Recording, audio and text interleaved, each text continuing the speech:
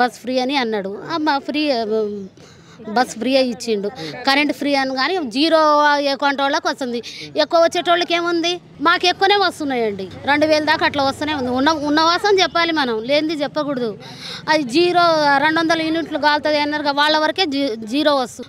అవతల వాళ్ళకి అందరికీ 2000, 3000, 5000 కడితేనే ఉన్నారు. ఆ కేసీఆర్ గురించి చెప్పిన కేసీఆర్ కూడా మంచిగానే చేసిండు. మనం ఆయనకు తప్పు పట్టద్దు, ఈయనకు తప్పు పట్టదు, బాగానే చేసిండు. ఇద్దరు మంచిగానే చేసిండు.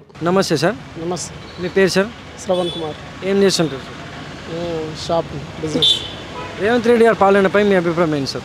అంటే 1 ఇయర్ అయింది కదా, చూద్దాం ఇంకా కొంచెం ఎలా ఉంటుంది అనేది ముందు తెలుస్తుంటుంది. సూర్యాపేటలో అయితే కొంచెం రోడ్లు పరిస్థితి ఇరుకుగా ఉన్నాయి. ఇప్పుడు ఒక సైడే అభివృద్ధి అనేది జరుగుతుంది. దాన్ని కొంచెం కన్వీనియంట్గా అన్ని సైడ్లు మంచిగా రోడ్లు విస్తీర్ణం జరిగేటట్టు చూస్తే మంచిదని మా అభిప్రాయం. ఇప్పుడు అభివృద్ధి అంటే మొత్తం కూడా సైడే ఉంది. కృష్ణా టాకీస్ సైడ్ అటు సైడ్ రోడ్లు లేవు, ఏం లేవు. అంతా సమానంగా చేస్తే మంచిగా ఉంటుంది అని, సిటీ కూడా విస్తరిస్తే మంచిగా ఉంటుంది, ఒకటే సైడ్ కాకుండా. మరి గతంలో కేసీఆర్ గారి పాలనపై మీ అభిప్రాయం ఏంటి సార్? ఆయన చేసిండు, ఈయన చేస్తుండు. ఆయనది 10 ఏళ్ళు చూసిర్రు, ఈయనది కూడా చూస్తుర్రు. 1 ఇయర్ అయింది కదా, చూద్దాం ఇంకేం జరుగుతుంది అనేది. నమస్తే సార్. నమస్తే. మీ పేరు సార్? నా పేరు ఆంజనేయులు. ఏం చేస్తుంటారు సార్? నేను వ్యాపారం చేస్తాను.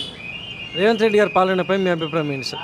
ప్రభుత్వ పాలన విషయంలో పథకాలు అందరూ సరిగా అందటం లేదు. పథకాలు అందరికి అందట్లేదు. ఇందిరా మిల్లని కానీ ఉన్నోళ్ళకి వస్తున్నాయి. బేరస్ పాలనలో బెటర్. నేను కాంగ్రెస్ వాదినే కానీ అంత కరెక్ట్ అనవట్లేదు. మరి గతంలో కేసీఆర్ గారి పాలనపై మీ అభిప్రాయం ఏంటి సార్? బెటర్. పథకాలు చేరినాయి కొంతమంది, చాలా వరకు. మిగతా వాళ్ళు చేరలేదు, ఇప్పుడు చేరట్లేదు.